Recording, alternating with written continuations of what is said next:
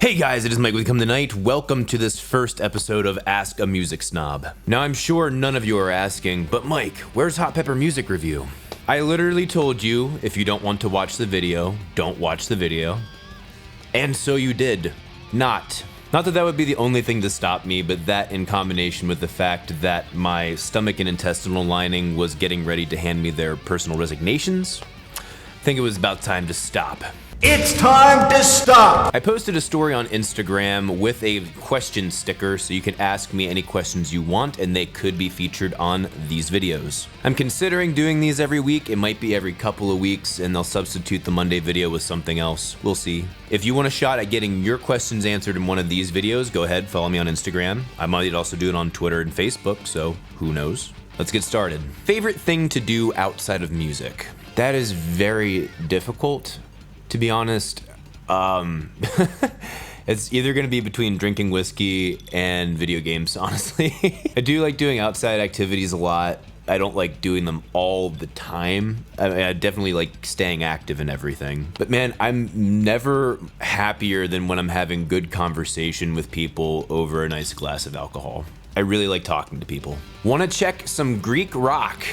No. Top 3 records that impacted you. This took me a while to sort through to really get a decent answer, and this might not even be my final answer, but this is probably the closest one I could come up with on short notice. First, Sgt. Pepper's. Sgt. Pepper's by the Beatles. I think I was introduced to it when I was 6, and my sister had come home from college and was getting into her hippie phase. I had listened to so much Sgt. Pepper's on repeat while playing a bunch of Nintendo 64 games. It was either 6 or 7. And I just remember really enjoying every song on that album as a kid. Like, really enjoying it. As I come back to it later in life as an actual music professional at this point, it definitely helped shine a light as to why I liked it as a kid, but why I should like it even more as an adult. The second album that impacted me the most, I would say, is probably Master of Puppets. Metallica was my favorite band for probably like a 10-year period of time. My brother went off to the Marine Corps. He had gotten me pretty much into Metallica. Then when he left for boot camp, he left all of his CDs at home. So I raided those without mom and dad knowing because they probably would have been pissed a little bit. He had a bunch of CDs in there, but the ones that really drew me in the most were the Metallica CDs. He didn't even have that many of the good ones. He had Black Album, he had Reload, and I think he had another one. I forget what it was. But I noticed I really liked the Black Album, and you know, my parents would never let me buy Metallica CDs at that age. So I even remember specifically going to elementary school and handing my friend some money and being like, I want these 3 albums. Get me what albums you can and come back, because I know your mom takes you to the mall all the time. The mall was like 40 minutes away from our town. So he comes back to me with a big old bag of CDs, and I'm just like, yes. So the first one I open, Master of Puppets. And because I recognize it from the S&M album, that's another one that my brother had, the S&M CD. Oh, I throw it into my Xbox. Now it was an Xbox when I was this age.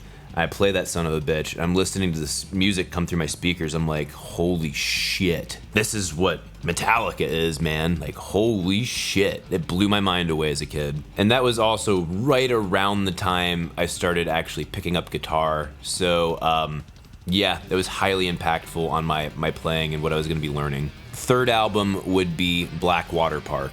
Blackwater Park was the first album I listened to where my mind went like really like another level, another layer and depth, like several depths lower in the music world of how things could be and where things could go. I think I didn't listen to it until I was 21. I was smoking a shit ton of weed at the time, and that helped the experience a lot. But yeah, I mean, that was really the album that solidified it for me, that like, I love prog metal. I love prog.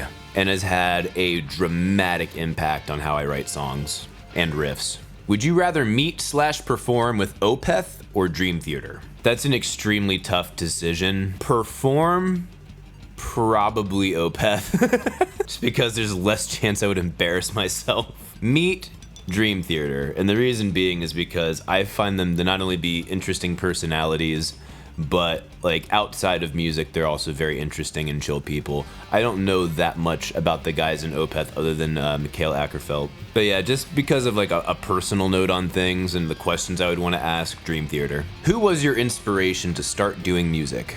I don't know if I have a specific person or artist or anything to really start doing music. I started making music when I was a kid. I was like 5 or 6, and I got a keyboard, like a really cheap keyboard for Christmas. And I started messing around with it, and then eventually I started writing songs. I knew no theory whatsoever. I just had somewhat of a sense of rhythm, and it was a really cool outlet for me to get all of that music energy out. And I started to realize, like, hey, I'm pretty good at this. I was like, maybe it's just the fact that I'm just a kid and I really don't know. I honestly had that thought as like a 5-year-old, is like, you know, I'm sure there's a whole depth of a world that I'm missing here, but I feel like I'm pretty good at this. And, you know, I remember giving a little recital to my mom, a bunch of songs I wrote. Oh gosh, it was funny. I'll tell that story another time. But if you want to talk about the literal, like, the inspirational moment when I knew that I wanted to do music with my life and as my job, I was 15 years old. I was going to a private school because when I was a kid, I was a little shit. Catholic school, to be precise. And a lot of times I would have to wait for either my mom or my dad to get off of work to pick me up. So I'd be hanging out there at the school for a while, doing nothing. So there was literally a mall across the street from this private school. So I'd walk over to the mall, hop in the Barnes & Nobles, have a little bit of spare cash, pick up the Metallica S&M DVD. I already knew how much I loved the album itself, and I was like, you know what? I'd love to see this performed live. I watched that concert on repeat, ad nauseum, for a number of weeks. My parents didn't get why I liked it so much. I finally convinced my dad to sit down and listen to it on some big speakers, and he's like, I love everything about it except the guitars and the drums and the singing. But yeah, that when I saw James Hetfield up on stage and him rocking out and everything, I first of all was like, I want that hair. That's why I grew my hair out, is because I saw his hair like that. If I had hair like that, I would be a sexy beast. My hair is not wavy enough to pull off that look that James Hetfield had, so I'm kind of shit out of luck. But I also knew that I wanted to be on stage. I wanted to play metal music. I wanted to get people moving. I wanted to deliver that passion and angst that I had inside myself and communicate that to other people. Who is your favorite wizard? Gandalf the Grey. Gandalf the Grey is not only extraordinarily powerful, arguably one of the most powerful creatures in Middle-earth during that time period, at least during the time period of the Lord of the Rings saga, but I distinguish him from his transformation into Gandalf the White.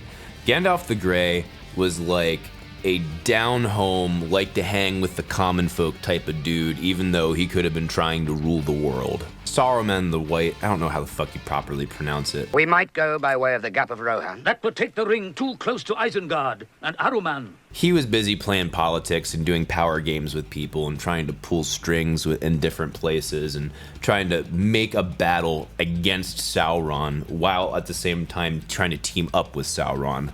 Bad idea. And Gandalf the Grey was like, you know what?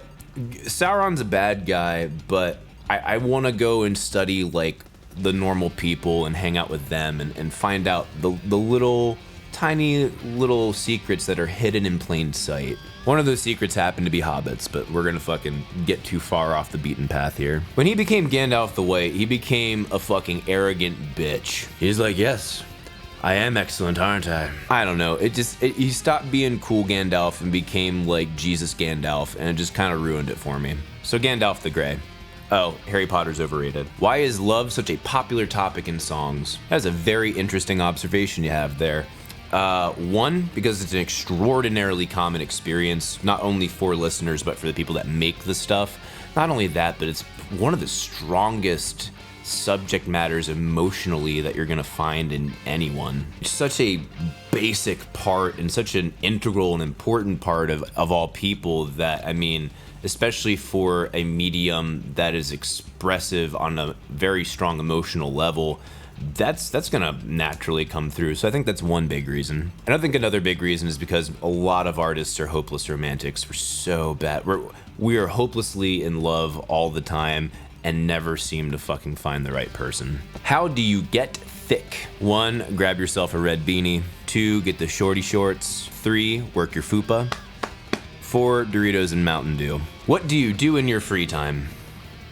What's free time? What is genre do you think is pushing most boundaries, not only musically, but sonically? Oof, that's a difficult one, man. Like, sonically, the biggest part of me wants to say certain sects of the electronic music realm, because they do so many things with manipulating sound, and I do find that very interesting. I think it's highly underutilized potential. First of all, most of their music, like the actual written form music as far as charting things out, extremely basic. Their rhythms, depends on which subgenre we're talking about. For like the more complicated shit, their rhythms are usually pretty cool and interesting, but like tonally not a whole lot happening that really pulls me in. Also overly repetitive on a lot of them. Like, honestly, and obviously this comes with a little bit of bias, I would say prog metal.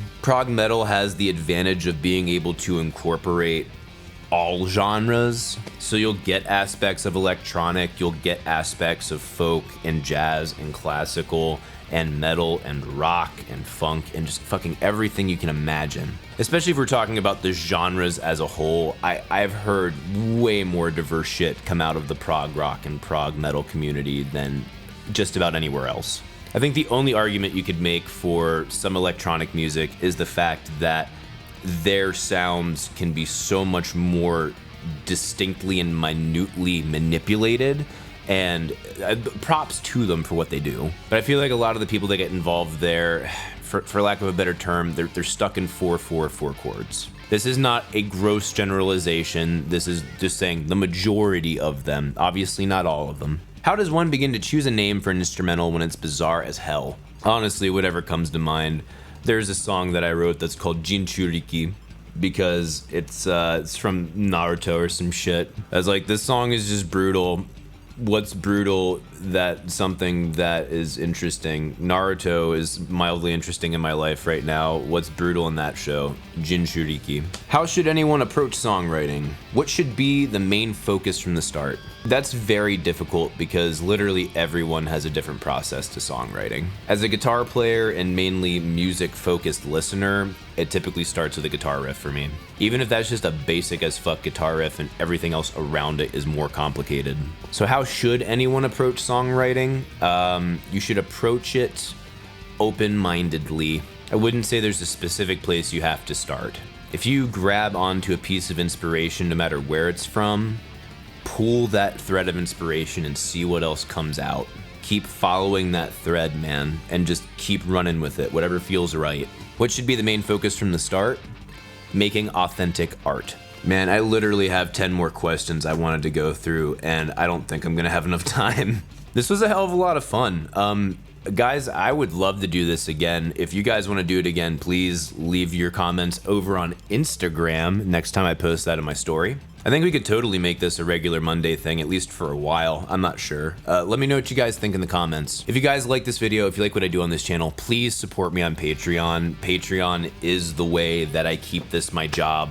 There's no other way for me to keep making videos, especially at a 4-video week rate. Patreon keeps this my job and keeps me making awesome shit for you. And please follow me on Instagram so that next Monday, hopefully your question makes it. I had 10 other questions I wanted to answer here. And if you didn't get your question answered, make sure you ask it again. Or if you have a different one, ask a different one. You had some really good questions this week. Oh, and a heads up, if any of the questions are, what's your opinion on band X? Or how do you feel about X genre? It's not gonna be in the show. If it's a nuanced question about some of those things, not just a blanket, what's your opinion on blank? What's your opinion on blank? It sucks. It's literally my least favorite question to be asked by a rando. It really, really, really is.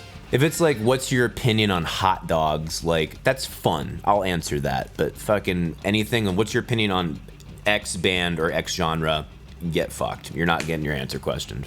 Wow.